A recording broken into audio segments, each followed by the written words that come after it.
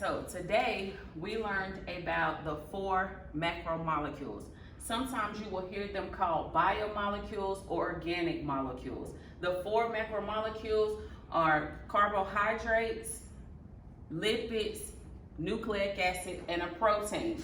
I need you to remember that in all 4 you will always find carbon is the most essential element. You will always find carbon in all 4 of the macromolecules. The first macromolecule that we will go over today is carbohydrate. A carbohydrate. The function of a carbohydrate is to provide quick energy, also to give you short-term energy. Okay, so sometimes you will see quick energy, sometimes you will see short-term energy. Same thing. That's the function of a carbohydrate. The elements found inside of the carbohydrate is going to be carbon, hydrogen, and oxygen. You will always find carbon, hydrogen, and oxygen. I like to say CHO.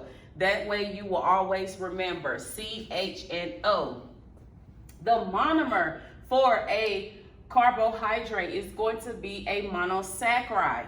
The prefix mono means 1.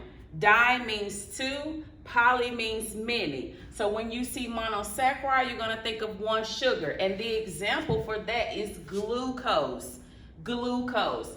Glucose is also known as a sugar. That is the scientific name for sugar. So oftentimes you will hear me refer to what's the scientific name for sugar. You will say glucose. If I say glucose is found in plants and animals, you automatically know that glucose is a sugar. Okay, so glucose is found in plants and animals. Anything ending in OSE will always be a sugar. Never forget that. Anything in OSE will always be a sugar.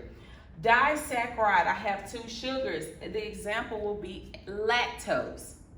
For polysaccharide, I want you to always remember this is many sugars, and glycogen, also known as a starch, is found only in animals. Glycogen, a starch, is only found in an animal.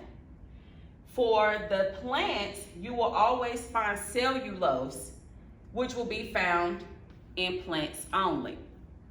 Cellulose, found in plants only. Inside of the cell wall of the plants, you will find cellulose. Keep in mind the structure. The structure of a carbohydrate, you will always see C, H, and O. Whenever you look around the elements of a structure, you will see C, H, and O, CHO. If you ever see the structure that's a long chain, you will always see C, H, O. Always. Now, the foods that have carbohydrates, bread, candy, potatoes, cookies, rice, French fries. Keep in mind with polysaccharides that every time you eat anything that's a starch, eventually they break down into smaller sugars. So that's why a lot of people who run marathons make sure that they eat a lot of starch so that they are able to get that energy that they need, that quick energy to run their marathon. So the polysaccharide always breaks down into smaller sugars, into a monosaccharide, okay? So keep that in mind.